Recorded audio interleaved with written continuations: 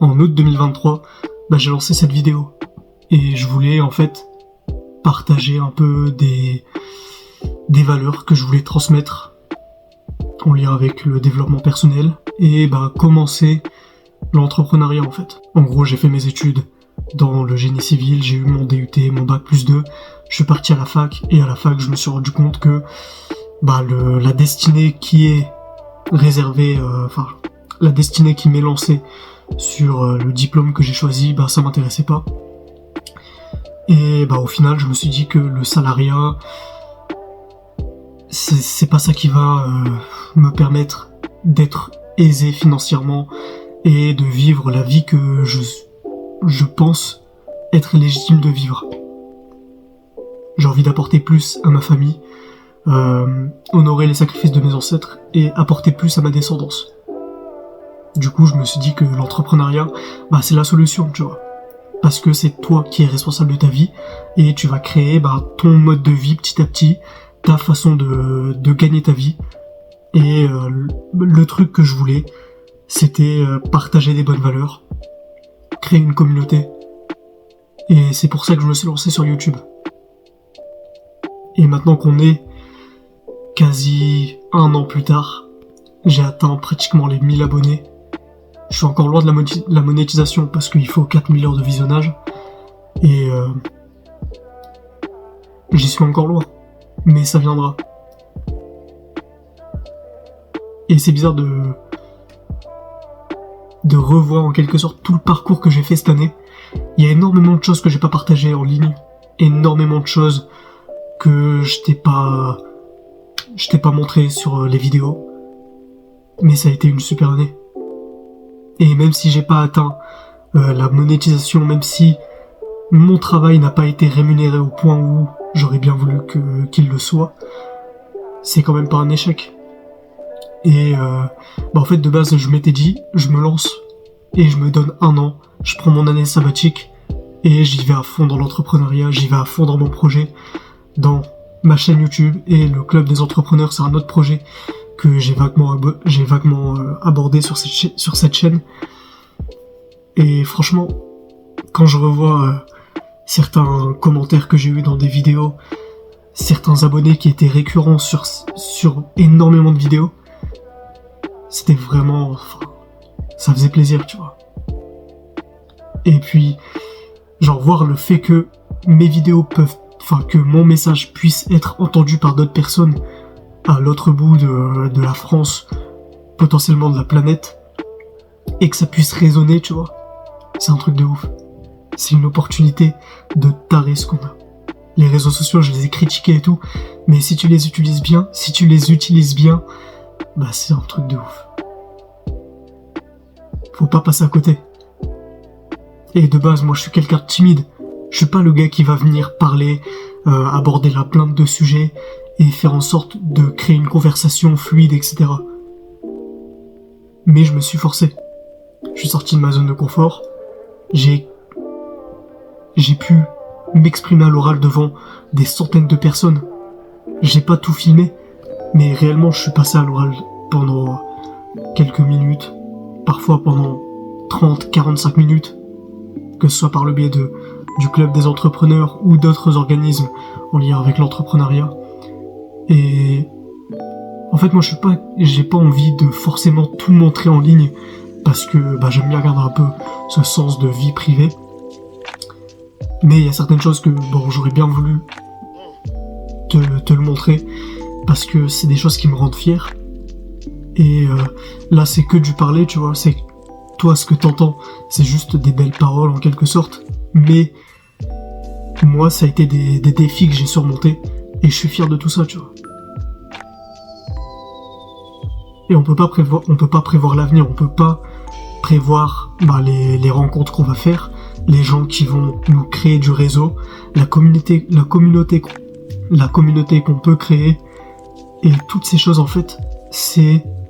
selon moi, tu vois, je suis un peu religieux et tout, mais la nature est bien faite, Dieu a bien fait la vie, et c'est ça qui est beau. C'est que parfois tu peux te dire que t'es au fond du gouffre, mais quand même, que ce soit à travers une après-midi, une rencontre, un défi que t'as réalisé, bah tu peux te remettre sur la bonne voie et accomplir des choses de ouf. Et ce que je me dis, c'est que tout ça, c'est que le début. Il y a des choses énormes que je veux accomplir et je le sais. Et même si parfois il y a eu des périodes de doute à travers cette chaîne YouTube, il y a énormément de choses que j'ai pas montrées, énormément de moments assez galères parce que il y a eu certains échecs certains projets que j'ai pris trop à cœur et qui n'ont pas forcément réussi au point où j'aurais voulu que ce soit réussi. Il y a eu des vidéos que j'ai bossé énormément qui ont flop et ça fait mal, tu vois. C'est galère. Parce que tu te dis, t'as envie d'aider les gens, t'as envie de porter ta voix et que ce message soit entendu par plein de personnes, que ça résonne à travers leur tête. Mais parfois l'algorithme, parfois c'est comme ça. Et tu dois l'accepter. Ça prend du temps, c'est dur, mais ça fait partie de la vie. Et concernant cette année, bah le fait de lancer ma chaîne YouTube, c'est pas un regret du tout. Ça a été inconfortable pour moi parce que bah, le fait de parler devant une caméra, c'est galère. C'est parler devant cet objet là. Je te parle pas à toi directement, je parle à une caméra. Et ça, c'est galère.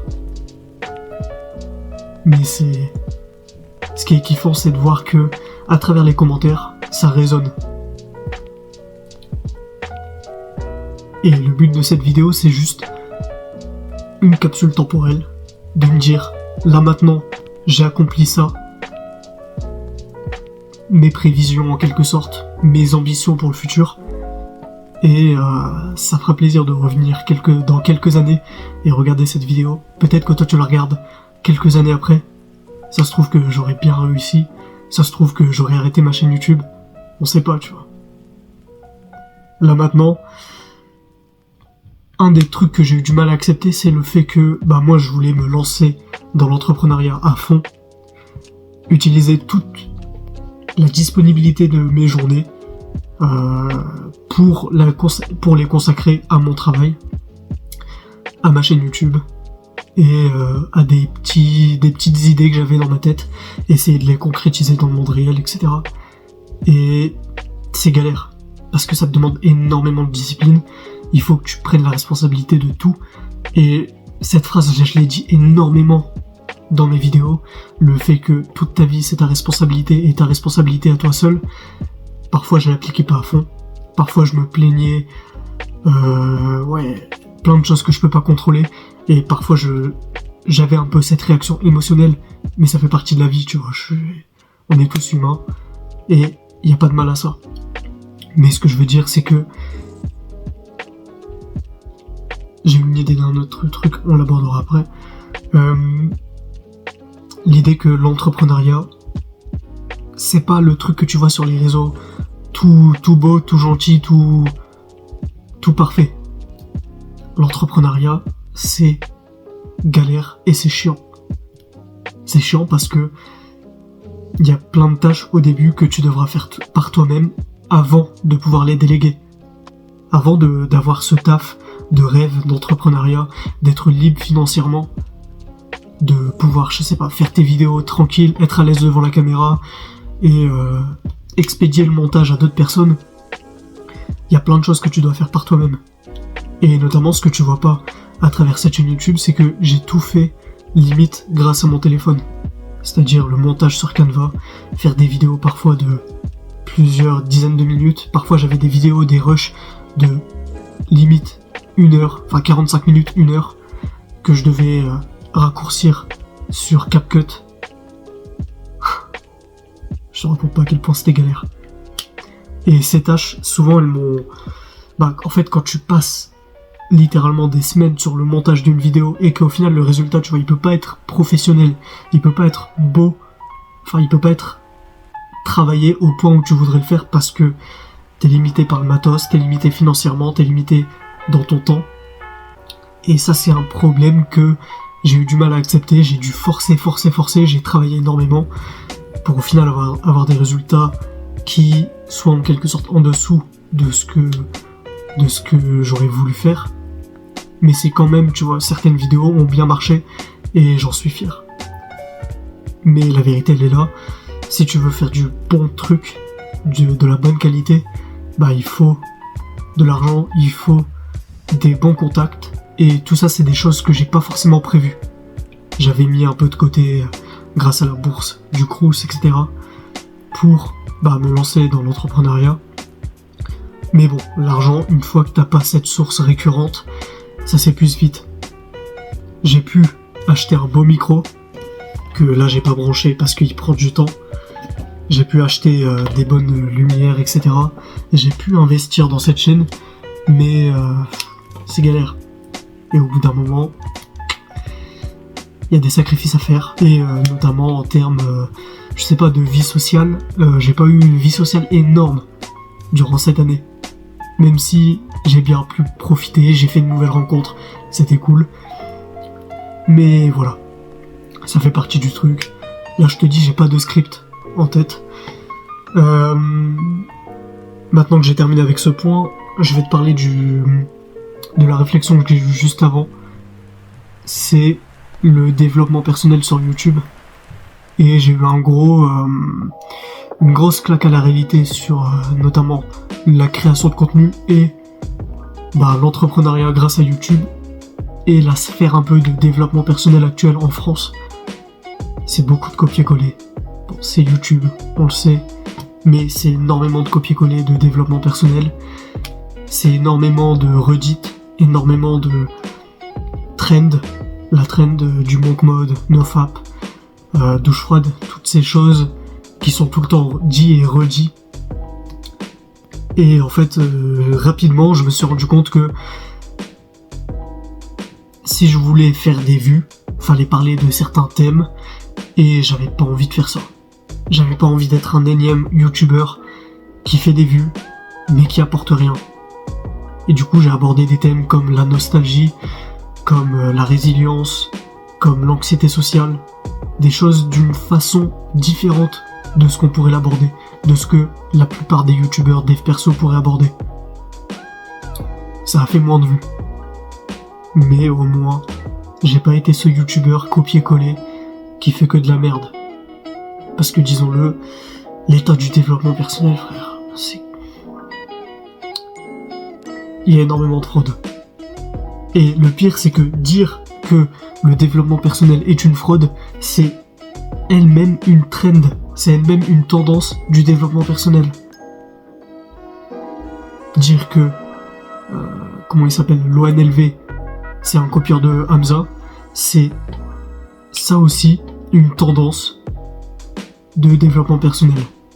De dire que l'autre, c'est un copieur, du coup il a pas de crédibilité. Et au final, en fait, j'ai eu l'impression que peu importe les sujets que j'aborde, ça sera forcément du copier-coller d'un autre personne, parce que énormément de thèmes ont été déjà dits sur YouTube. Mais sauf que le truc qui permet de différencier les youtubeurs, c'est la personne. Sauf que j'avais eu la flemme en fait de faire des vidéos facecam parce que je savais que ça allait pas marcher. Et c'est un peu, tu vois, c'est un peu en contradiction avec les vidéos récentes que j'ai fait et mes propos juste avant. Mais c'est comme ça. Aujourd'hui, les vidéos facecam, en fait, quand tu commences, c'est galère. Parce qu'il faut d'abord, en quelque sorte, montrer ta crédibilité. Il faut d'abord avoir un minimum d'audience. C'est compliqué, la création de contenu. C'est plus compliqué que ce qu'on pourrait penser. C'est pas juste faire des vidéos et ça pourrait parler à des gens. Ça dépend comment t'abordes le sujet. Si tu veux que ce soit un passe-temps, considère-le comme un passe-temps. Mais si tu veux que ce soit une activité principale de ton statut d'entrepreneur, il faut que tu vois ça comme un business. Et pour le coup, faut que t'analyses ce que tu dis, faut que t'analyses les miniatures, faut faire des trucs que moi j'avais pas prévu de base en me lançant sur YouTube. Il y a vraiment tout un aspect d'analyser le comportement humain, d'analyser les trends, d'analyser l'algorithme. C'est un truc, c'est justement la claque de la réalité que j'ai pris. Puis en vrai, c'est pas une mauvaise chose en soi, tu vois. Si MrBeast il a pu percer à ce point, c'est parce qu'il a maîtrisé tous ces sujets. Et puis il y a un grand aspect aujourd'hui avec TikTok et le scroll abusé, la courbe d'attention, la concentration et toutes ces choses, c'est grave en chute libre. Du coup, faut faire la blinde de vidéos, la blinde de montage d'effets. Et ça c'est chiant parce que ça enlève l'authenticité. Cette vidéo, elle va moins marcher qu'une vidéo bien travaillée ou que j'aurais pu faire en mode je te fais des cuts toutes les 2 secondes, je te fais des zooms et je te mets des sous-titres et tout. Mais tu sais quoi, pour cette vidéo, je vais pas le faire.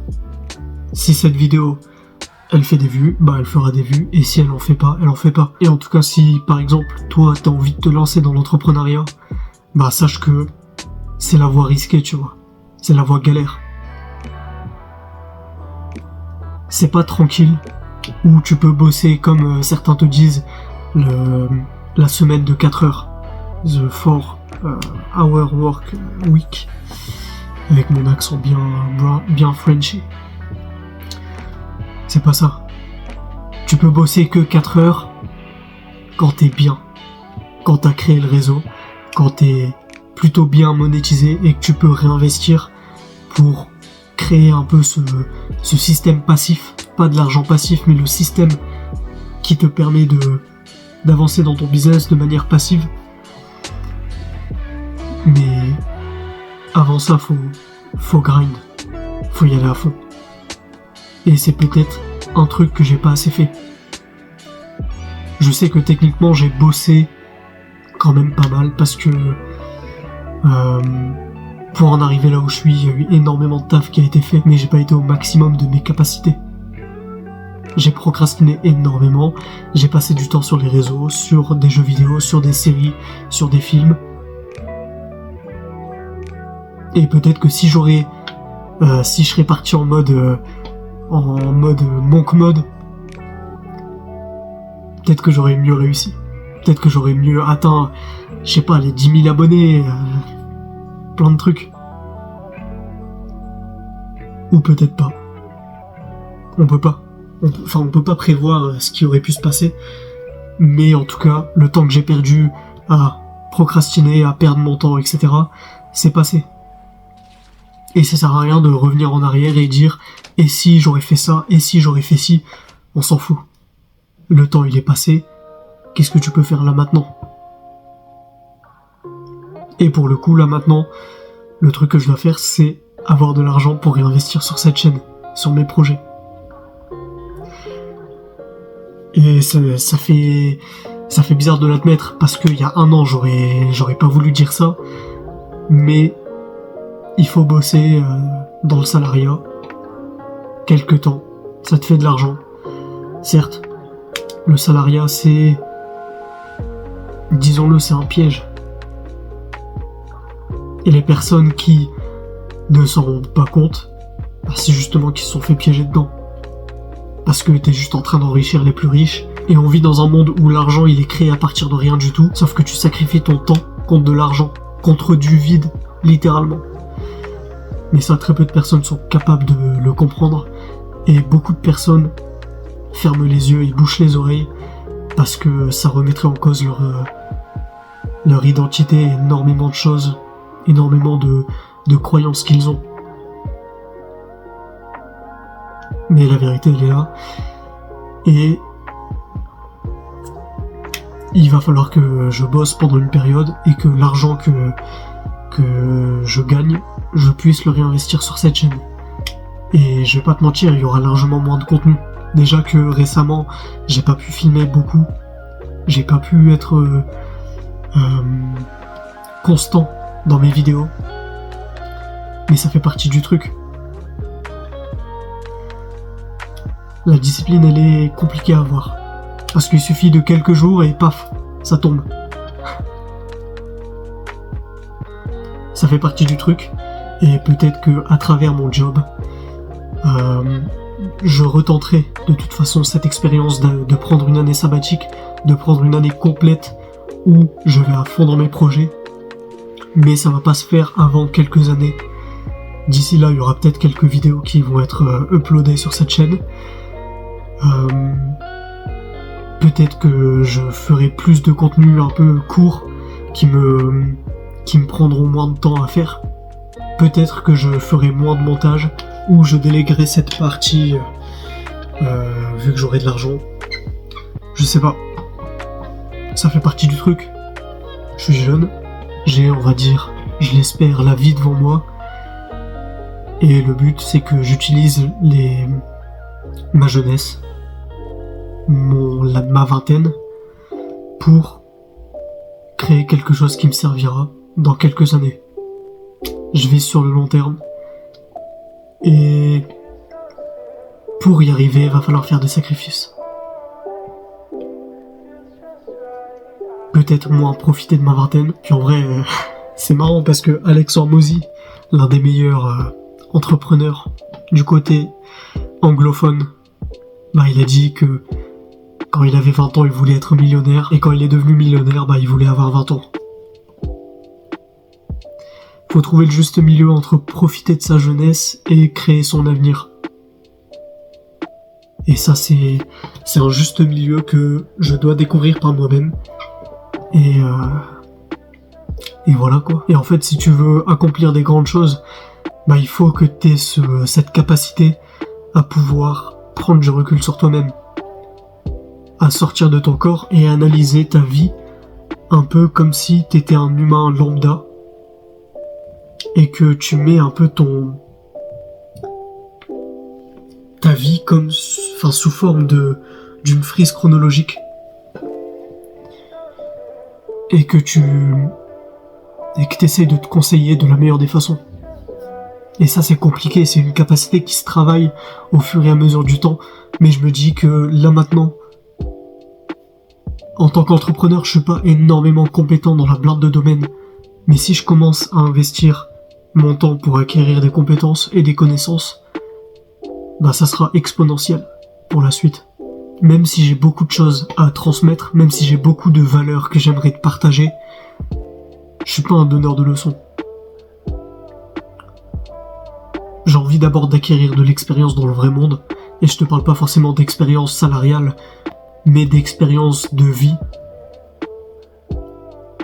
et de réellement trouver des réponses à certaines questions que j'ai dans la vie de tous les jours, de voir si je suis capable d'atteindre un certain degré d'excellence dans certains domaines, et une fois que j'aurai réussi, peut-être te retransmettre, peut-être te retranscrire tout ce savoir sur cette chaîne.